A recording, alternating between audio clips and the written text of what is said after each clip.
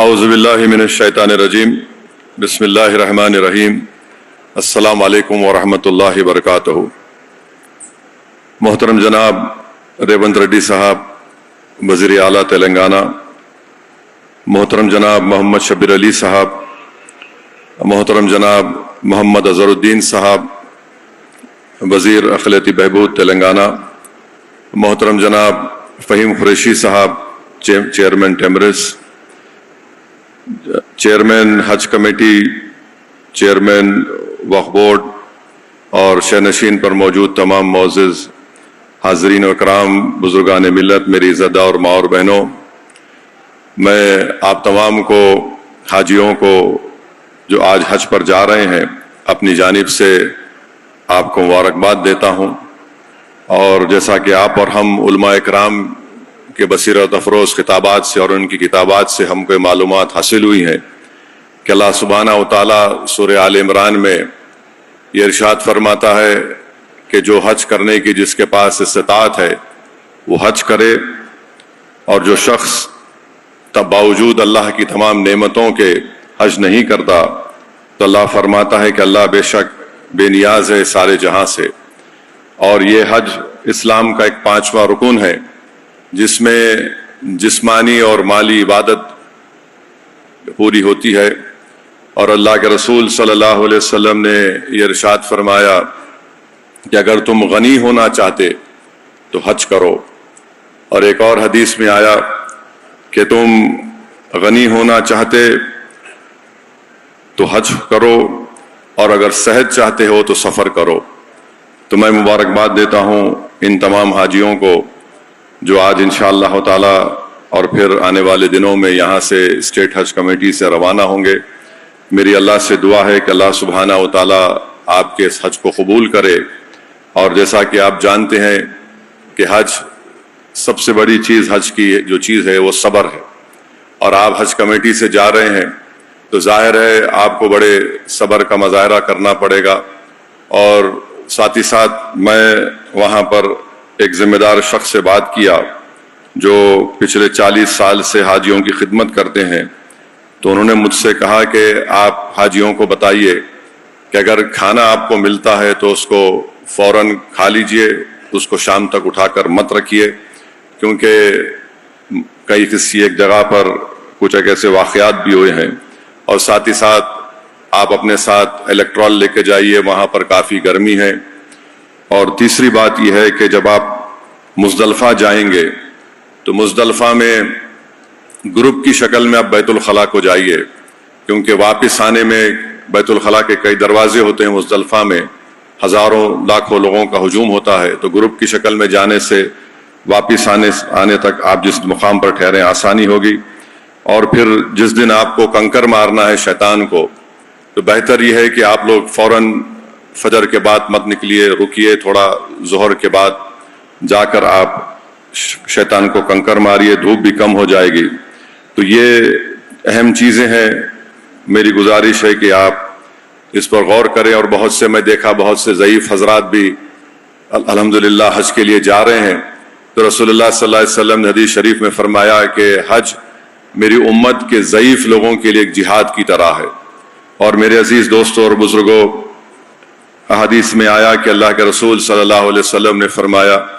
کہ جس نے حج کیا اور پورے حج کے تقاضوں کو پورا کیا تو وہ ایسا نیک ہو جاتا ہے جیسا ابھی اپنی ماں کے پیٹ سے پیدا ہوا ہے۔ حدیث شریف کے الفاظ بھی یہ ہیں کہ جس نے حج کیا اور پھر اس کے بعد جو حج کے مناسک ہیں اس کو ادا کیا، کہ وقوف عرفات میں وہاں پر ٹھہر کر رات گزارتے ہیں اور پھر نماز مغرب اور عشاء ملا کر پڑھتے ہیں۔ حدیث میں آیا کہ رسول اللہ صلی اللہ علیہ وسلم نے فرمایا کہ اللہ اپنی شان کے مطابق فرشتوں سے کہتا ہے کہ دیکھو میں ان پر فخر کرتا ہوں۔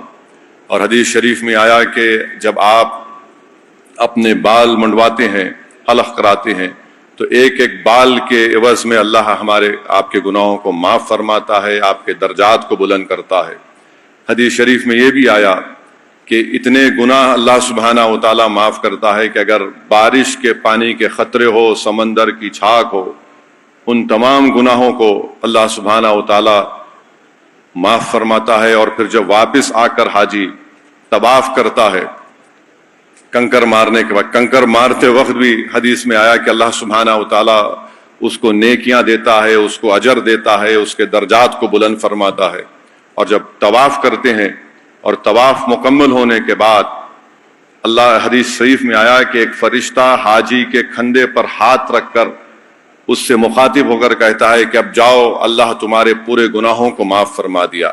तो मेरे अजीज दोस्तों और बुजुर्गों, सिर्फ आब जमजम और खजूर लाकर अपने रिश्तेदारों को देना नहीं है। हाजी जब जाते हैं वो देखते हैं कि इस्लाम की सबसे बड़ी खूबसूरती और ताकत यह है कि जब एक हाजी हज करने जाता है तो मसावात की तालीम जो दुनिया देती है इक्वालिटी की, हम वहां पर देखते हैं कि दुनिया के कोने कोने से आते हैं लोग। तो इस्लाम की एक इज्तिमाई क़ुव्वत वहां पर नजर आती है आपको कि कोई काला है, कोई गोरा है, कोई मुख्तलिफ किस्म के लोग हैं, मुख्तलिफ ज़बानें बोलते हैं, मुख्तलिफ लिबास पहनते हैं, मगर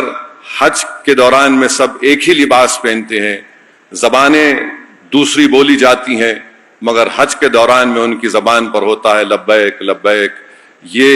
इस्लाम की एक बहुत बड़ी ताकत है मसावात की, जो आपको और हमको देती है। हम वापस आने के बाद ही हमारी जिम्मेदारी है कि हम काले और गोरे में फ़र्क ना करें, हम बड़े और छोटे में फ़र्क ना महसूस करें। ये बहुत बड़ी पैगाम है हज का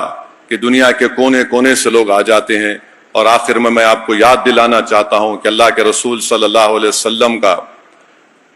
आखिरी हज हुज्जतुल विदा का जो खुतबा है, जिसमें अल्लाह के रसूल सल्लल्लाहु अलैहि वसल्लम ने क्या फरमाया कि किसी अरब को किसी अजम पर फौकियत नहीं है, किसी अजम को किसी अरब पर फौकियत नहीं है सिवाय नेकी और तक़वे की बुनियाद पर। और उसी खुतबे में अल्लाह के रसूल सल्लल्लाहु अलैहि वसल्लम ने फरमाया कि अपनी बीवियों की इज्जत करो, ख़वातीन का ख्याल रखो। ये अमानत का लफ्ज़ रहमतुल आलमीन सल्लल्लाहु अलैहि वसल्लम ने इस्तेमाल किया। तो उम्मीद करते हैं कि हमारे हाजी जब वापस आएंगे हज करके, वो इन तमाम चीज़ों को का लिहाज रखेंगे, अपनी ज़िंदगी में एक इनकलाब को बर्पा करेंगे।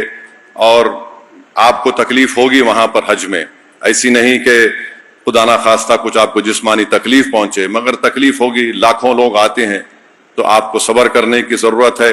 हो सकता है कि हज कमेटी जो उनकी जिम्मेदारियां हैं उसको पूरा ना कर सके, तो यकीनन उन पर हम तनकीद भी करेंगे, मगर आपको बड़ी सब्र के साथ, बड़े एहतियात के साथ अपने हज को मुकम्मल करना है। और मेरी आप तमाम से ये गुजारिश भी है कि जब आप काबतुल्लाह शरीफ को देखेंगे, यहाँ से जाने के बाद तवाफ करेंगे, तो हर कदम पर आप यकीनन अपने लिए, अपने माँ बाप के लिए,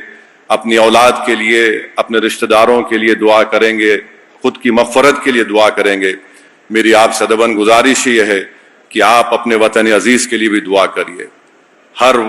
लम्हे, हर वक्त पर आप जब दुआएं करते हैं तो दुआ करिए कि अल्लाह हमारे इस वतन में जो लोग आज मजहब की बुनियाद पर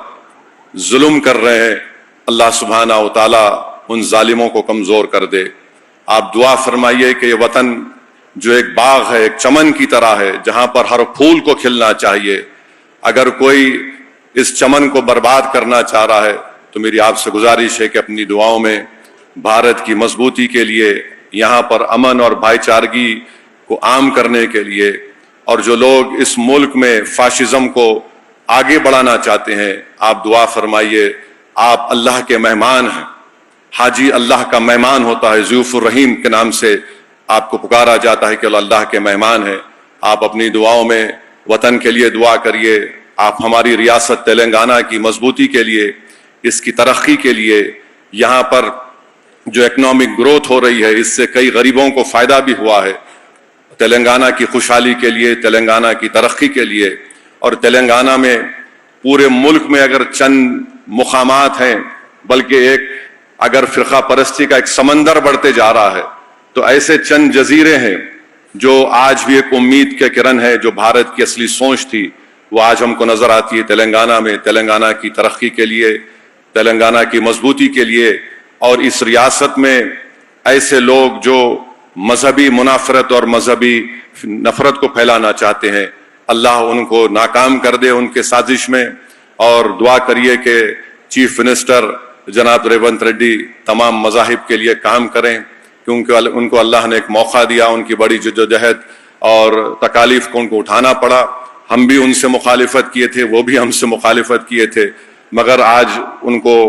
اللہ نے ایک موقع دیا ہے عوام کی خدمت کرنے کا کہ تلنگانہ آباد رہے، شاداب رہے. اور جب آپ مدینہ شریف کو روانہ ہوں گے تو گنبد خضرا کو دیکھ کر اور مدینہ شریف میں جو آپ حاضر ہوں گے تو اس گناہگار کی طرف سے بھی اللہ کے رسول صلی اللہ علیہ وسلم کو ہمارا سلام پہنچائیے اور دعا کریے میری مغفرت کے لیے بھی کہ ہم جو کام کر رہے ہیں اللہ سبحانہ و تعالیٰ اس میں ہم کو کامیاب کرے، ہمارا خاتمہ ایمان پر ہو، بلکہ ہمارا خاتمہ بحیثیت شہید کی طور پر ہو جائے تو میں یہ سمجھتا ہوں کہ دین اور دنیا میں کامیابی ہم کو ملے گی. بہرحال آپ کو حج کا سفر مبارک ہو، اللہ آپ کے حج کو قبول فرمائے، حج مبرور ہو آپ کا، اور اللہ آپ کو خیر خوبی سے اور پورے اپنے حفظ و امان میں اللہ سبحانہ و تعالیٰ آپ کو واپس لے کر آئے. اور حج کی تعلیمات پر، حج میں جو آپ جس رویے سے رہیں گے اپنے ماں باپ کے ساتھ، اپنی بیوی کے ساتھ، اپنی بیٹیوں کے ساتھ، وہ خاص اس کا خیال رکھیے. چھڑ پنا یہ سب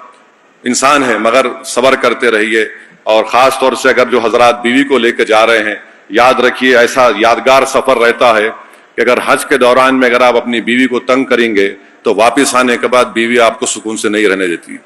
تو احتیاط کریے. اور میں دیکھا ہوں لائٹر وین میں چیف منسٹر بھی اپنے گھر میں کچھ اور رہتے، باہر کچھ اور رہتے. یہ سب ہمارا یہ ایک ہی ہمارا معاملہ ہے. گھر میں ہمارے کو احتیاط سے رہنا پڑتا، باہر جا کے ہم یہ تمام باتیں بے باکی سے کرتے ہیں. بہرحال آپ تمام کو مبارکباد اور دعا کرتے رہیے ہم تمام کے لیے، ہمارے لیے، سب کے لیے، کہ اللہ سبحانہ و تعالی ہم کو ہمارے نیک مقاصد میں کامیاب کرے. آپ کی سیاسی قیادت کو اللہ پورے ملک میں مضبوط کرے. وآخر دعوانا الحمدللہ رب العالمین.